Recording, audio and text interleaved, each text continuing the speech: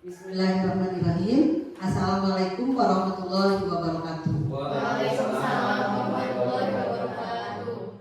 Puji syukur marilah kita panjatkan kepada Allah Subhanahu wa taala yang telah memberikan nikmat iman, nikmat sehat sehingga pada hari ini kita bisa melaksanakan kembali komunitas belajar di SMP Negeri 6 Sukanagara. Salawat dan salam semoga tercurah limpahkan kepada junjungan alam Nabi besar Muhammad SAW.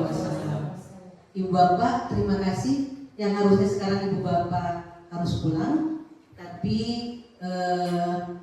karena saya harus mempresentasikan salah satu kewajiban saya untuk memenuhi RHK, jadi Ibu Bapak tertahan dulu sebentar. Ibu Bapak, di dalam pengelolaan kinerja saya itu ada dua kedudukan Ibu ya. Saya sebagai penilai kepada Ibu Bapak, saya juga sebagai pegawai yang akan dinilai oleh pengawas. Nah, kebetulan RHK semester ini saya itu memilih yaitu pengelolaan kinerja membentuk komunitas belajar yang inspiratif di SMP.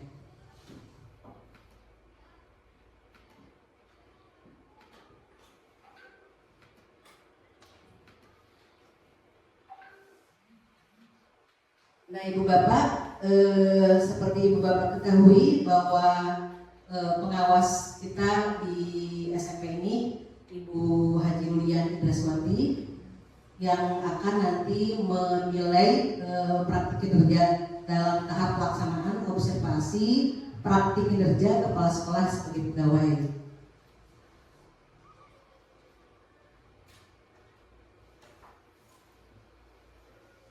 Target perilaku yang diobservasi oleh atasan berdasarkan indikator yang dipilih pada tahap perencanaan, yaitu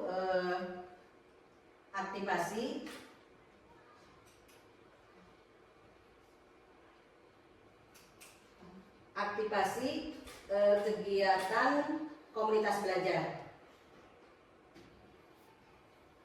Nah, di dalam PNM itu ada 8 indikator praktik kinerja kepala sekolah, yaitu 1. Komunikasi visi misi satuan pendidikan, yang kedua presentasi program sekolah, yang ketiga menceritakan praktik baik kepemimpinan, yang keempat membantu perencanaan pembelajaran, yang kelima refleksi pengelolaan kurikulum satuan pendidikan, yang keenam aktivitas kegiatan komunitas belajar, yang ketujuh siklus peningkatan kualitas praktik pembelajaran, dan yang kedelapan refleksi program pengembangan kompetensi guru. Ibu Bapak, siapa yang masih ingat semester yang lalu kita mengontak RHK apa? Siapa yang masih ingat di antara 8 ini? Ada yang masih ingat tidak? Di antara 8 itu. Ketika saya melihat observasi pembelajaran ke kelas ibu masing-masing. Yang mana Ibu Bapak? Apakah siklus peningkatan kualitas praktik pembelajaran atau memandu perencanaan pembelajaran? Nah, yang itu ya Ibu Bapak, itu semester yang lalu. Nah, sekarang semester yang lalu, semester genap tahun ajaran 2003-2004. Nah, sekarang 2004-2005 RHK yang saya pilih itu adalah aktivitas kegiatan komunitas belajar. Ya, aktivitas komunitas belajar. Nah, Ibu Bapak seringnya melihat membuka PMM di Chromebook Ibu Bapak, ada ikon yang seperti itu. Ada ikon yang seperti itu aktivasi kegiatan komunitas belajar. Nah, nanti saya itu diharuskan mempresentasikan arahan untuk memotivasi guru agar aktif terlibat di kegiatan komunitas belajar untuk peningkatan kualitas pembelajaran. Jadi akhirnya sebenarnya Ibu Bapak yang 8 tadi, yang 8 yang dipilih itu sebenarnya nanti arahnya itu ke peningkatan pembelajaran. akhir-akhirnya juga ke kualitas murid juga. Gitu. Jadi memang area ujungnya itu nanti ke murid gitu. Nah, target perilaku pilihan kepala sekolah tadi saya sudah sebutkan bahwa kepala sekolah itu harus menyampaikan informasi itu dengan tepat, mudah dipahami, dan relevan dengan peningkatan pelajaran. Ini yang hijaunya kurang itu ya. Perilaku yang dianjurkan ada 3 Ibu Bapak, memilih kata-kata yang jelas dan mudah dipahami untuk mengkomunikasikan informasi tentang komunitas belajar. Yang kedua, menyusun informasi dengan urutan yang logis dan mudah diikuti. Yang ketiga, menjelaskan tujuan dan manfaat komunitas belajar dari sudut pandang dan kepentingan guru serta dampaknya pada peningkatan kualitas pembelajaran. Nah, kalau ada perilaku yang dianjurkan berarti ada perilaku yang dihindari. Itu ada 3 juga. 1, menggunakan bahasa atau istilah yang terlalu teknis atau jargon tanpa penjelasan yang mudah dipahami.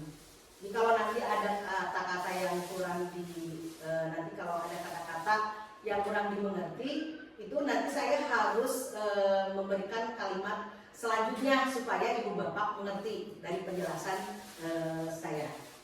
Selanjutnya perilaku yang dihindari yaitu menyampaikan informasi secara acak atau tanpa struktur yang jelas. Yang ketiga, menjelaskan tujuan dan manfaat komunitas belajar sebatas dari sudut pandang regulasi dan kepentingan satuan pendidikan. Jadi itu yang perlu dihindari. Nah, Ibu Bapak itu pernah mendengar atau sering kan kita melakukannya tiap hari Rabu. Ayo kita pembel. Gitu. Apa yang maksud dengan pembel? Mungkin Ibu Bapak ada yang tahu apa itu komunitas belajar itu? Wadah bagi sekelompok pendidikan tenaga pendidikan dalam satu sekolah untuk belajar bersama-sama dan berkolaborasi secara rutin. Itu menurut saya. Iya. Ya, ada yang lain tambahan? Secara rutin katanya ya Ibu Bapak. Berarti kalau rutin itu bisa diartikan bagaimana? Berkala, rutin, terus menerus, kontinuitas ya bahasa itunya. Lalu apalagi Ibu Bapak yang Ibu Bapak pernah dengar? Boleh saya minta tolong kepada Pak Ehen dibacakan. Ada ya? Saya semuanya. Apa itu komunitas belajar? Ya. Komunitas belajar sangat penting karena komunitas belajar menjadi wadah untuk merelasikan terjadinya kolaborasi antar TTK. TTK dapat belajar bersama, tidak terisolasi, dan bersepakat bahwa pendidikan semua murid adalah tanggung jawab kolektif. Dengan adanya komunitas belajar, ketimpangan kompetensi antar GTK khususnya guru dapat diminimalisir sehingga murid memperoleh pengalaman belajar dengan kualitas yang sama siapapun pendidikannya. Selain itu, semua guru memiliki kesempatan untuk belajar dan hasil belajar dalam komunitas dapat segera dipraktikkan di kelas masing-masing untuk memfasilitasi pembelajaran yang berkualitas dan meningkatkan hasil belajar murid. Iya, coba tepuk tangan. Ibu Bapak coba ambil, itu kan panjang ya panjang. Ambil kata kuncinya apa sih komunitas belajar itu? 1, Meningkatkan kualitas. meningkatkan kualitas. Kualitas siapa? Kualitas apa? Iya, kualitas pembelajaran. Lalu tadi bukan tadi wadah bagi siapa? GTK.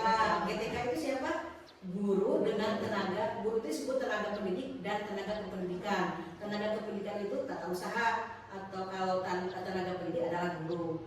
Wadah bagaimana? Untuk berkolaborasi, bersinergi, berdiskusi tentang apa? Tentang apa berarti di sana? Tadi Tentang apa? Akhirnya nanti ke peningkatan pembelajaran. Tentang apa berarti? Tentang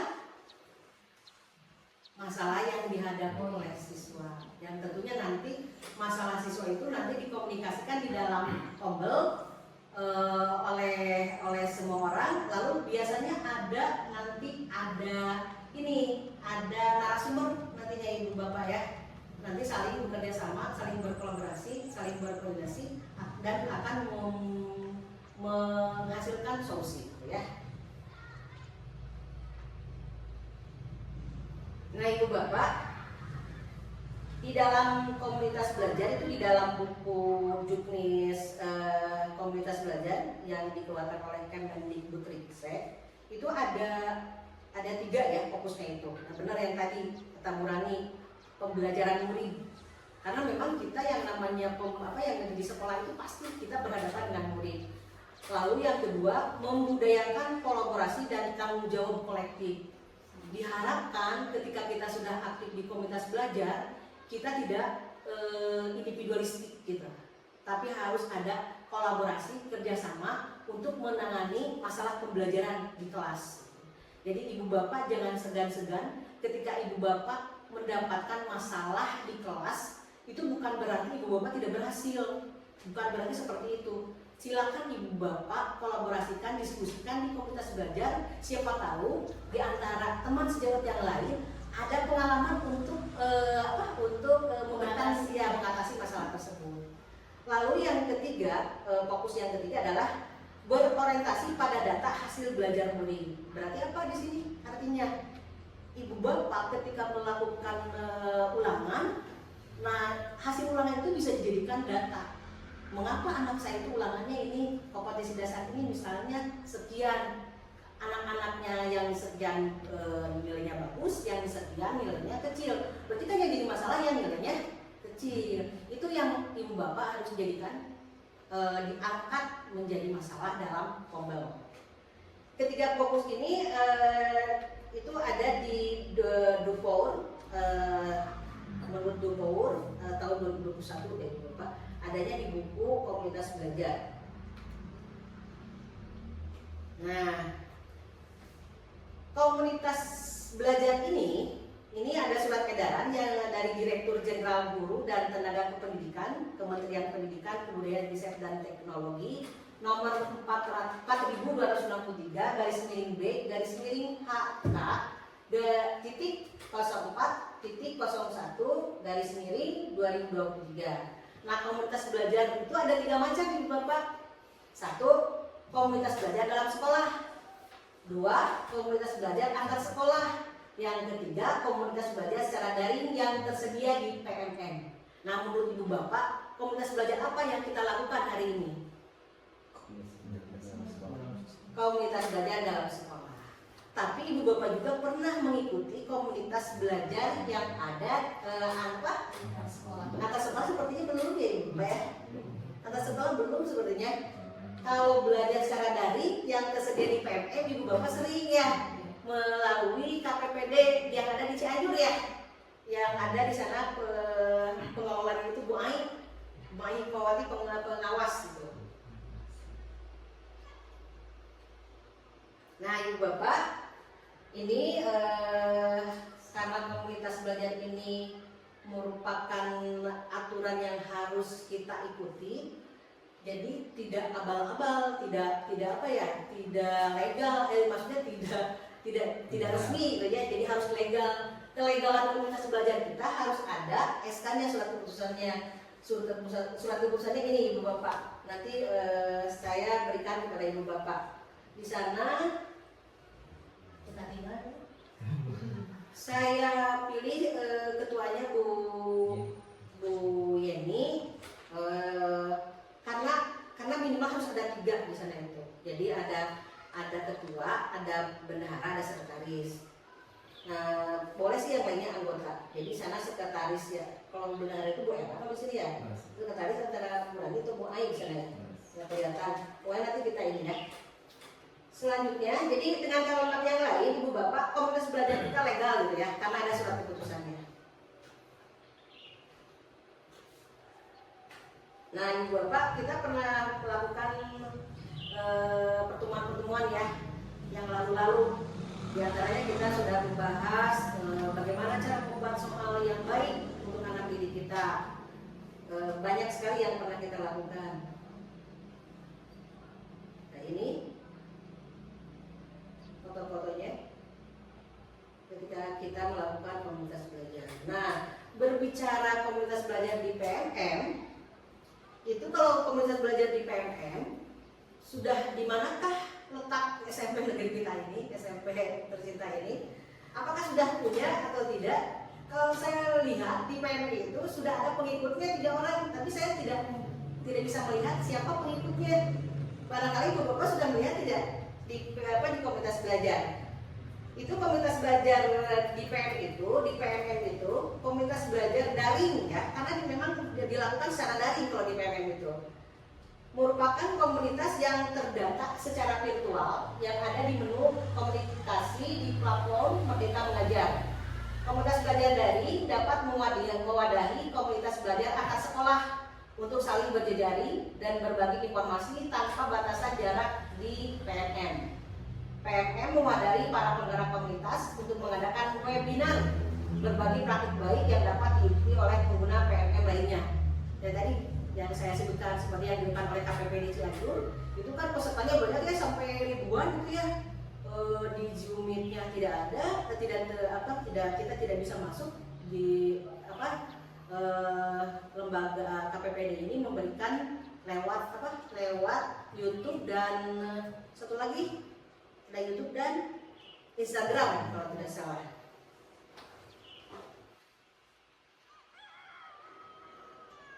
Nah, Bu Yeni tadi gimana ya? Kita bisa tidak membuat komunitas belajar di dunia maya gitu ya? Di dunia dari bisa, memang harus sebenarnya, tapi ada syaratnya. 1, memiliki penggerak atau pengurus komunitas yang aktif. Jadi tidak mati suri, Ibu Bapak. Kalau mati suri itu ada, tapi tidak ada kegiatannya gitu. Nah, ini kalau kita sudah punya komunitas belajar di PMM, mau tidak mau kita harus menyelenggarakan webinar dan kita harus mengundang sekolah yang lain. Memang begitu berat ya, kita minimal nanti kita belajar untuk ini dulu di lingkungan sendiri dulu. Nanti kita mengundang sekolah tetangga, sekolah Pak Ihsan. Iya. Yang kedua, memiliki pertemuan rutin dapat secara daring atau luring untuk mendiskusikan isu-isu pembelajaran dan atau pengembangan diri guru. Jadi kalau komunitas belajar di PMM itu lebih luas. Kalau tadi ada 3, kita itu tentang pembelajaran di sekolah. Kalau yang komunitas belajar di sekolah mah 5. Tapi kalau komunitas belajar di PMM itu harus lebih luas gitu, Ibu Bapak. Misalnya Ibu Bapak punya aksi nyata yang bagus, praktik baik yang bagus. Kalau sudah dipraktikkan di webinar di sekolah misalnya atau dipraktikkan di komunitas belajar di sekolah sudah cukup. Nah, Ibu Bapak mau meluaskan misalnya di sekolah lain, boleh nanti Ibu Bapak masuk ke komunitas belajar di PMM. Yang ketiga, memiliki anggota yang sudah atau akan menerapkan kurikulum Merdeka. Kita sudah ya Ibu Bapak menerapkan kurikulum Merdeka 2 tahun sekarang ini. Kelas 8 masuk berarti ya begini ya. Kelas 8 sudah masuk, kelas 7 sekarang sudah masuk. Kelas 9 berarti tidak, itu kurikulum 2013. Jadi itu Ibu Bapak syarat-syaratnya. Nah, kalau tadi syarat untuk pada umumnya, sekarang syaratnya itu pengurusnya nih yang 3 orang itu harus bagaimana itu pengurusnya? Aktif menjadi bagian dari komunitas. Pokoknya penggerak tuh yang 3 orang itu harus jadi penggeraknya. Yang kedua, aktif mengelola komunitas belajar atau memfasilitasi proses belajar dalam komunitas. Jadi bagaimana mengelola siapa yang akan menjadi pembicara nantinya Bu ini, siapa yang nanti kalau misalnya, pokoknya semuanya di sana disiapkan sedemikian rupa sehingga terjadi seperti kita ini sekarang. Yang ketiga, memiliki akun belajar ID yang sudah terdaftar. Ibu Bapak sudah ya? Sudah. Ya, alhamdulillah. Yang keempat, sudah menggunakan platform Merdeka Mengajar. Sudah ya Ibu Bapak? karena ibu bapak selalu membuka kan tiap saat kalau ada waktu. Yang kelima, berkomitmen untuk memfasilitasi proses belajar rekam sejawat tentang implementasi kurikulum merdeka. Jadi ibu bapak harus punya komitmen tidak pelit. Saya punya sesuatu harus diberikan juga kepada teman sejawat. Hari ini tuh begitu ya. Kalau dulu kan paling pinter semuanya gitu ya. Sekarang tidak akan. Ibu bapak tidak akan merasa terisolasi kalau sekarang itu, karena sekarang kemajuan digital sudah di depan mata ibu bapak. Tinggal ibu bapak menjemput bola sekarang itu, menjemput bolanya. Karena kalau diam-diam saja itu ibu bapak saat ini tidak akan aman. Silakan saja ibu bapak, kalau misalnya sekarang diam-diam saja, ibu bapak merasakan tidak ikut terlibat dengan teman-teman yang sekarang teman-teman bergelut di IT ya. Pasti ibu bapak kalau misalnya dalam hatinya, aduh, kenapa ya orang lain itu mengerjakan apa gitu. Kalau ibu bapak ada perasaan seperti itu, berarti ibu bapak masih terpelihara sebagai guru, maksudnya masih terpanggil sebagai guru yang luar biasa. Karena kalau misalnya ada teman yang lain adem-adem saja, berarti ibu bapak belum terpanggil gitu, berarti masih terisolasi. Ibu bapak, kalau tadi syarat komunitas belajar bagi umumnya, nah sekarang pengurus atau penggerak komunitas belajar dengan kriteria sebagai berikut tadi. Diantaranya berkomitmen untuk memfasilitasi proses belajar rekam sejawat tentang implementasi kurikulum merdeka. Jadi ibu bapak sekali lagi di era digital ini kita harus punya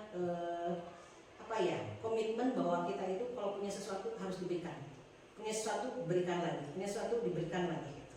Jadi makin banyak memberi nanti akan kembali lagi kepada kita. Kembali lagi kepada kita berarti mungkin pahalanya ya ibu bapak karena kita memberikan. Mudah-mudahan ketika kita memberikan sesuatu yang kita ketahui, nanti teman-teman kita yang diberitahu itu akan mendoakan kita gitu ibu bapak ya. Jadi di sana tidak berarti yang bisa itu sok atau yang diberi itu tidak bisa, bukan berarti seperti itu. Itu hanya satu langkah terdepan saja, yang satu membukanya atau membaca bukunya itu terdepan saja. Jadi bukan yang tidak bisa dengan tidak bisa, itu hanya langkah saja yang dibutuhkan. Selanjutnya yang keenam tadi mengerjakan pelatihan mandiri pada topik kurikulum merdeka. Ibu bapak saya yakin ibu bapak itu sudah mengerjakan pelatihannya, tapi tinggal aksi nyatanya. Nah, aksi nyata ini memang karena perlu penilaian dari tim, jadi memang ini harus sabar. Sehingga ya kita komunitas belajar di PMM itu masih belum terdaftar di Kemendikbudristeknya itu, karena ya itu kita belum punya syarat yang keenam itu, belum punya. Nah yang ketujuh mengerjakan pelatihan mandiri pada topik perencanaan pembelajaran sebagai syarat membuat webinar. Jadi ada dua yang harus ibu bapak, yang 3 orang pengurus itu biasanya salah satu. Pokoknya yang salah satu itu ketuanya harus mengerjakan pelatihan mandiri sampai aksi nyata dan mengerjakan topik perencanaan pembelajaran. Kita sama-sama ya ibu bapak, kita belajar. Nah, ibu bapak sudah melihat belum komunitas belajar di sekolah kita? Tuh. Baru 4 orang. 4 orang terlihat tidak Pak siapa pengikutnya? Ya, saya juga tidak bisa. Kenapa ya? Kata itu siapa yang mengikuti gitu. Ibu bapak mengikuti tidak? Mengikuti? Belum ya. Ya kalau yang belum silakan. Atau nanti saya daftarkan. Asal email ibu bapak diserahkan kepada saya. Nah, akhirnya penutup ibu bapak. Sampailah pada akhirnya. Sekali lagi ibu bapak bahwa komunitas belajar ini merupakan wujud transformasi pembelajaran. Jadi perubahan pembelajaran yang menyediakan wadah bagi guru dan tenaga pendidikan untuk dapat tumbuh bersama dalam mengoptimalkan hasil belajar murid. Sekali lagi dalam komunitas belajar ini kita harus punya komitmen yang sama gitu. kalau tidak punya komitmen yang sama, nanti tadi kata saya yang sebutkan bahwa nanti kombelnya mati suri. Ada sih namanya gitu ya, kombel sigra gitu, SMP 6 Sukanegara, tapi tidak ada kegiatannya. Tapi mudah-mudahan ibu bapak yang sekarang sedang sibuk PPG, sedang sibuk menyiapkan P3K, ketika nanti sudah luang waktunya, kita kembali lagi melaksanakan komunitas belajar. Ibu bapak, sebelum saya menutup, ada kalimat yang diungkapkan oleh Nadiem Anwar Makarim. Siapa ibu bapak? Nadiem Anwar Makarim itu Menteri Pendidikan. Luar biasa, berarti ibu hebat, masih mengingat Pak Nadiem. Jangan lupa tidak mengingat suami dan istrinya. Ingat ya. Katanya begini ibu bapak, perubahan tidak dapat dimulai dari atas. Semuanya berawal dan berakhir dari guru. Jangan menunggu aba-aba, jangan menunggu perintah, ambillah langkah pertama. Ya, mengerti ibu bapak? Tidak usah saya terjemahkan kalimat itu. Jadi mulailah dari diri sendiri. Saya mengutip moto dari guru penggerak. Moto guru penggerak itu adalah tergerak, bergerak, menggerakkan. Kita tidak bisa menggerakkan, tergerak dulu gitu bapak. Jadi tadi mulailah dari guru sendiri gitu. Kita tidak bisa mengharapkan pemerintah dulu. Nah sekarang kita dulu. Bagaimana caranya supaya siswa dalam pembelajaran itu berhasil di kelasnya masing-masing. Sekian ibu bapak, terima kasih kegiatan komunitas belajar hari ini. Mudah-mudahan apa yang saya sampaikan dapat bermanfaat, dan sekali lagi mudah-mudahan komunitas belajar SMP 6 Sukanegara ini tidak mati suri, hidup dan terus mewadahi kegiatan-kegiatan yang ada di SMP 6 Sukanegara ini. Wabillahi taufiq wal hidayah. Wassalamualaikum warahmatullahi wabarakatuh.